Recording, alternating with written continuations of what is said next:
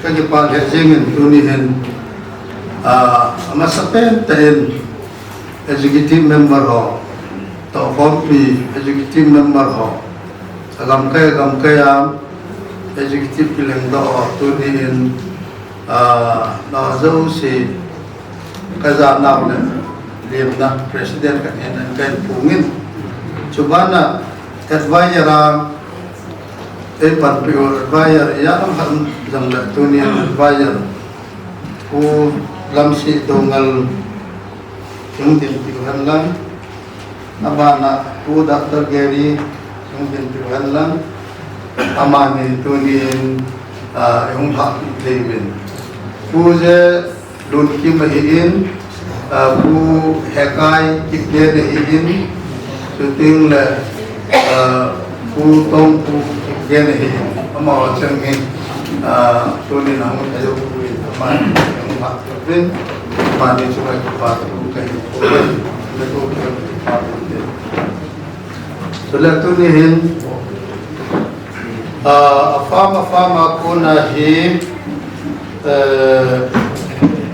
meet ini timula, kalau festival ini timula, oh beliau bon can, anda bon di jam lebahan, itu ya tu assembly di phal idol election ho ai ding le farmer ki kum lut ho chun e chot chun ma ho chun ke bol ji hi to hanin tunihin farmer kunin member ho ikim nai lo hi yong la ang chang chang yung kal sun ba mi hitijan yung kal sun hi ka ki pa ma jengin e je chun miso film institute na kunin Jinia Picture, JV Film Production, Lenagam Film Company, Zelengam Film Company, Chennagam Film Company, Chunnu Film Company, Deno Production, Dos Film Company, Lim Lemel Film Company, Uji Film Company, Gamgai Film Company, Amy Media Film Company, Kazanmang Film Company, Hausa Film Company, Chun Lecho Pa Film Company, Chullo Film Ministry, Sen Bulgai Film Company, Nino Film Company, Kim Film Company, Tachapa Picture, Lizon Film Production, Dreamwalk Film Company, City Law Media, Asisong Media, Golgai Film Company, Zilhom Media, Omega Film Company. Ejak situ, jangsi apa na dunia ini kepapuhi. Itu akan pun sungai member dunia kelamin atau jauh si dabon sabin dimna sebagai boleh. Film festival maniwa souvenir yang cun pakai nekisi. Souvenir situ tuhin kam day bangacu ikahok man lo isu tu namulu tapi yum nak lagi we iso yang tu ikan sui musuh dari wacung tunai tu di jaga asai dok nungcu iso tu putong pulam jin awam telo pulam jin amani to itu jahil timbul hohe ichi association kan ipo dok luar di Doungel tu tak dia pan analaman utong pu founder presiden hin pulam din Doungel founder secretary hin edition executive founder tu ahamumen film ball company farm hi anatampu ini silacan itu tak film anabol hozam filmmaker, ayolah film company kan, farm kan, maupun kecil jompi pedingan itu Doungel dongi anhatam loe. Ije cun, ije kalau kom na anabol farm di minggu kanibin. Soalnya ije cun, tuh hari bol bawa WhatsApp group, itu ham nai lo dia cun. Media lama social media na ngayon anak hasam na lai itu kung ka bebe mit anak ini cifida cilaya cifida nikitiin cifida mit itu anak ini ada itu cinema hall video hall igamua anaumin itu film ke bawah sesuatu ayolah kampung di modbung more jiribab cycle phal edition ay kamen anek ichim din film also kacang Manipura may lehoin hindi film band for parliament cinema hall tam hong bidin kacang pura cinema hall tam hong jauh si camik gamta video hall hong mit gamta itu film show nading ahun taluk patsul film maker ho film production house itu ham company house film podo jom taluk podo jom thei taluk itu show do nading lo ya chu statement acting lanta macam macam ayat lain semacam itu yo itu form dah kita jadi kami di poin ayat kamu itu cuci kuda jengin, kaki tu jengin, kaki suhing jengin, ditinggal kini isi nampak panen, jadi cuma macam kajian pulang gin, tak sadam dozin, lesi kuah enadar, ada ini cun, mau tanah kiumen, ia tu Kufida, Cifida tu. Itu dia agar tadi dia tak nak itu. Itu kita pun tu digital kan tu tak. Masalah analog kan tu digital kan yang hong kehidup tak. Ada tu ni kan tak tam kita tu digital kan hong ni pak tu. Lulun nala tanam nala pun nala ngai nala tu. Tam tanin neta, ketika naik tihen lopi tajen mitam taam jam itu, ilung timacu, kapuma, tauna kini ya, ila emi tina kantoin, member hiya na kitobin, election na kini tin, assembly kini tin, film festival kini tin, tihacu, dream kana kini ya, taasan lang kumpuma dream kana kini ya, anak tu nak pasu tunihin isi dream pasu fulfill Lord ingin mi hiche holding siya diga tu tak juga patin katang bahin nawazau si cuma kipatu aku ini dunia ni tawam yang kamu lah kata senpur farsa komiti Kufida farsa meeting portfolio ke khobba kaum ki kanubachun joint secretary kanahi ala dunia hitia hichan gaya hi pandil la du pa hi thelot ichulunge la trim kana ki lewa nga su hitia ta to atta pa chu aga pa chu hungsu dinga yom chu kita sen lui hi chun unihin ho hilaya tu ho si hi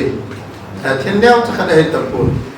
inamu Kuki sunga dinga chu film kiloi khom nan a chu hechi ikiloi khom na hechi ei yeng oni tu le edo edi upa cha hela film association ni ting le evolve into film movie ala hechi movies chu ibi bolai boldi hum tiar lab inam sungwa inam mi te hoben abet diu amon aim sona tv ma teteng la sakau so siwa mobile ma hichia so ehon boldi yong le mi danga abet to ya chu ehon wa chu ki bol te diwa eta hai ki lo ko we chi chun ilung thimu le ingai to na wa iya kopi pendiu chu film movies chu farm kanen khát lệ phim khát cho cả bộ độ tệ để thì lùng đen in này nhiều chú ít tìm nào lệ ít tụt ít bị lùng chú hi chú xây lại lùng này tôi xin mà hôn thì mà giống gì in này ta lùng phá rồi chú mi hay gì farm son đi lấy cái gì lời con vàng bên production tổ gà tổ độ cùng khăn lá khát trà yung dâu lùi nó mình hay là cái lời con là charity show khát bên mấy mấy hiền lệ các bọn này ta cũng chủ tên là regular ta show bọn này cũng hiền lệ pan la farm sunga mi hawak pan amen thì cho yung chú Kufida cái lời con nên pasan na kipatu sa itiin kuai ito problem daw si chu mong bin na ding farm de yung si production na niya sinima sa kitukta asot he na ding chu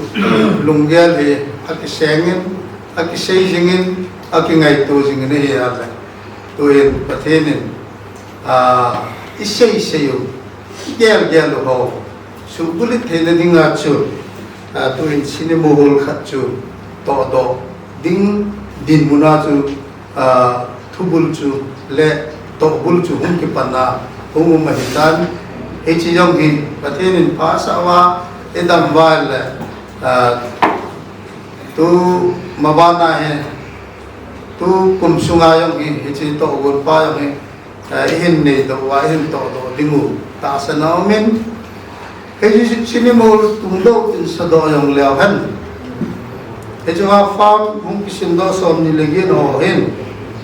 Film su ibon lo wai da sun iti holong su iti sakit di wi. Iho ko na su iti mo ko na le iti akan to na ding la apilin na ding su iho so si ko na kingam mama. Ding la tu miya hi ang kalsong ho si iho film ikan to na di upa su lunggel le ngay to na thala sun sengapan na hong lo thì chun nang pan na nau pa he ka ve ni ya le ka ki pa ma jengin e chi lung gel ni ku ma to ni la ni hi yam su kala se no no men pimin bolding paru wa chu mi ka farm khat me mi chu ama cinema cha ahoya adang lu si ahoy mo le abona hoy mo Ipui pante sa han tuchi pau cham tu na ne min som la chu mi khan june chia da som jun che ti ya chu farm som ni lege mo hi cinema a technique a visual a cheda technology pa chu te chu la het he dinga chu spelling team ka sei Aku banggai. Jadi tu head dulu. Fusim director pa writer pa skill laita. Ama talent laita. Acting actor ho, actress ho, artist ho. Kuna ama talent kita. Setiap la dialogue, la playback single ho la kisa ho. Ama talent ama thina ahi. So wang chu emi ki pete pun en ki sei te pui ki control te wang te hi ai wang ki sei nom pen chu a technique pa chu a di ngai le e chi ja chi technique pa a di the ne ding a chu u ki te cinema ti chu to en cinema e bol che ho sunga let thang film hi ni so film te a hi ahilole jinia picture hi ahilole JB film production hi tompu cinema hi tine ho sunga sei jom leo han medang nan na ahilole hola hum kiche ma ve theding hum kiso do phal le ki cinema kiti koi man person ra ho min he ta ejiya chu quân bolung le hay chỉ pin chu ở hồi ding adi ding technique chế đàn akan activity nó ai phi yang là adi ding pa chu koi mo hi chu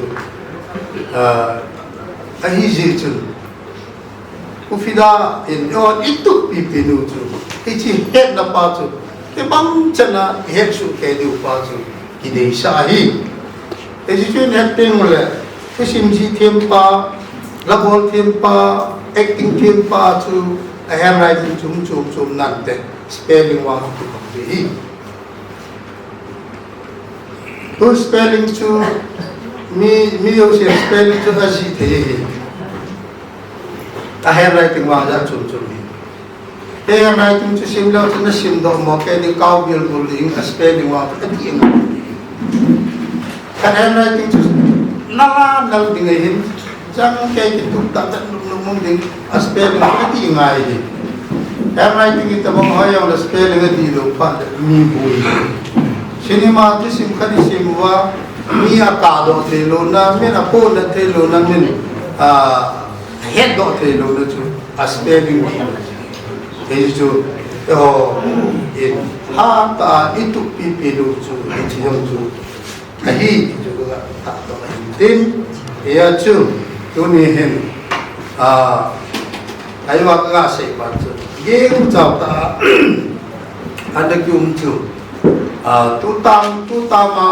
election dinga yong chu tu tam ma hong ke form do na dinga yong chu tu secretary ai pan piu vice president ai pan piu tu tin la chung boy a hin unicol be hivin go hin jol la ki kaya ki tim ma mi gup segi ham khat chu ke to ko ma election hi ve ti a ki bola e ta chung ki bola e a chu dunia hi hijat hi hum pa e chu pathin ka tham ba de e a chu dunia hi mabana ding hi hichi Kufida ngai lu hichi khan tu sa ding Kuki sunga isini mau khan tu sa ding alo la hichi ki loi kom na pa he pat cha po tu ding pa ngai lu ho chu tu ni ngai han yu ya chu tu ni hi let thang chu pan sa den yo ngai lu hi lu mang chu pan sa den yo ngai de lu hi Shooting le khai luôn yo tu pan sa den yo ngai de ama sang ngai lu jo pa jo ai ha jo au ma de yong chi pan sa te ai lo la mo chun po khan la mo chun po kin he ki wa yong le e wa ni mu dan le i gyal dan pa pa a chu dunia he cham de le ke tu de la pa ni la du koi ma chwa chu aga tong nom aga tham nom jong chu munchuom lo du ama wang chu e chi ifim ngai du de ya lo ba chu pan ni lo dunia yo hin ho khat cha a ong no lo kin le me su ke ai wa chi ifim ki lo ko mu ngai du de ya na chung ka su yo ke yo ko ti chi ya chu dunia i lo ko na wa ku na yo society wa film la ngai i khan to na diu ki kalungminin kamuin kakipain ichi akan to na ding achu panila jing ding hi chen kaga se ke lumihan lang sine ma chung sang le ichi ho chung sang ki se ting le aging a thei je point se je tam ma ji yang la dunia tilang tam pi ga sao se igel do jing ding uchu ilam kai pa sa ho ito bang kila form nen pudo piule ano la film in the ball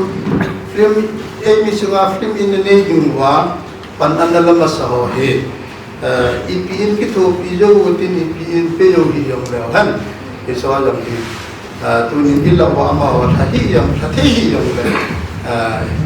ye ko ji di hi yong chu ta chai na ga se han lang president akuna President speech ako na kaya sa ito chang chu hin tin